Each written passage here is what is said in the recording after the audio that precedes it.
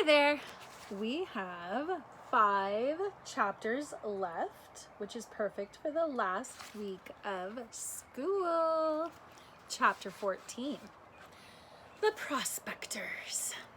When Jack awoke the next morning, he threw off his blanket and rushed outside to see if their burrow was still there.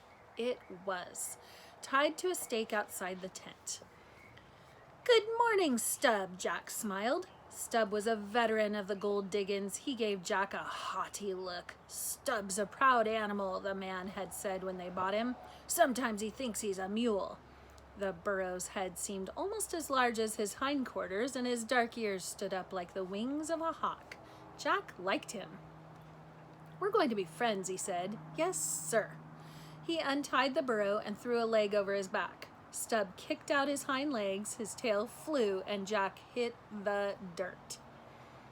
The burro turned his thick neck and peered at Jack with disdain. Jack was so surprised he just sat there. "That wasn't very friendly," said Jack. Pitchpine Billy, standing in the opening of his dusty tent, roared out laughing. "You heard what the man said, Jamocha Jack. He said that mountain canary thinks he's a mule." Jack brushed himself off. "All I wanted was to ride him." Pitchpine Billy pulled a red bandana out of his pocket and came over. "The mules in these hills is still half wild." He tied the handkerchief around Stubb's eyes. "They don't take kindly to being pack animals. You blindfold them first and they'll stand still." Here's some sketches.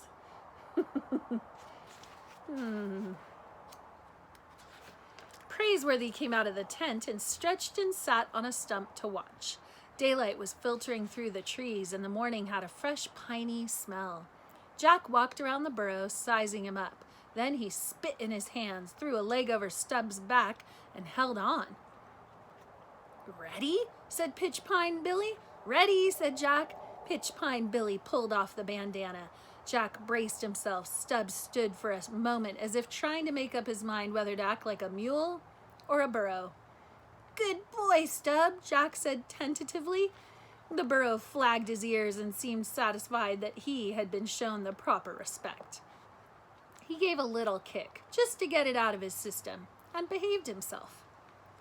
Jack walked him up and back until breakfast was ready and slipped to the ground. We got ourselves a good burro," he called to Praiseworthy. Stubb gave a kick as if in protest.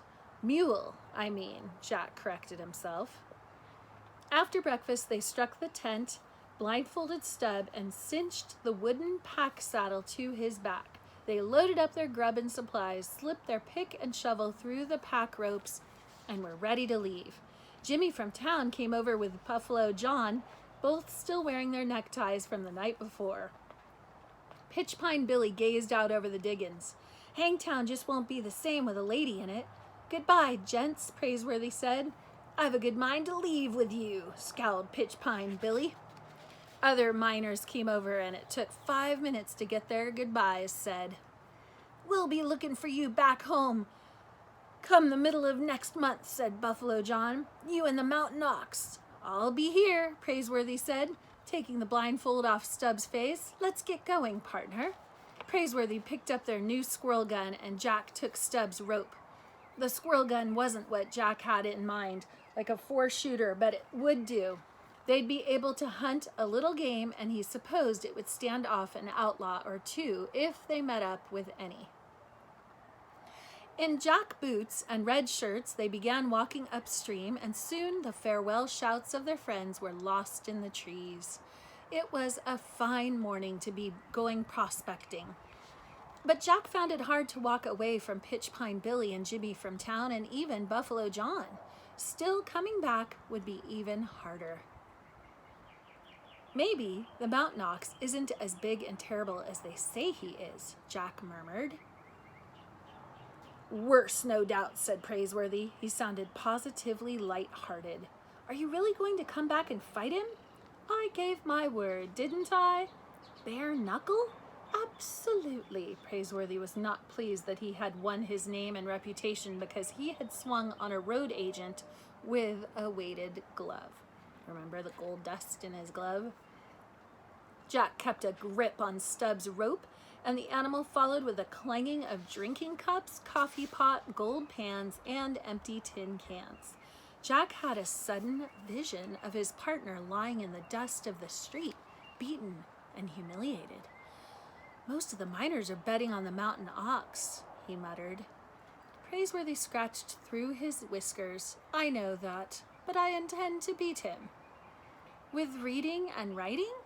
"Exactly." Praiseworthy pushed the slouch hat back on his head. "Miss Arabella once asked me to destroy a book she found in your grandfather's library.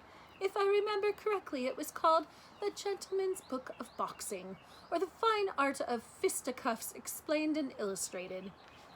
She was afraid it might fall into your hands, I suppose. I don't mind telling you that I didn't destroy it. I read it. I devoured it. Fascinating. I believe I could recite whole pages to you. Now it stands to reason that the mountain ox has never read a book in his life. He's no doubt a mere brawler. Therefore, since I have outread him, I see no reason why I cannot outwit and outbox him. To be perfectly honest with you, I'm beginning to look forward to it." The two partners exchanged a glance and a smile and continued on their way. Jack put the mountain ox out of his mind. "Do you want to carry our gun?" said Praiseworthy. "I'd like to carry our gun," said Jack. He took it in the crook of his arm, while Praiseworthy led the burro and kept an eye out for rabbits, squirrels, savages, and outlaws. All they had to do now was find pay dirt.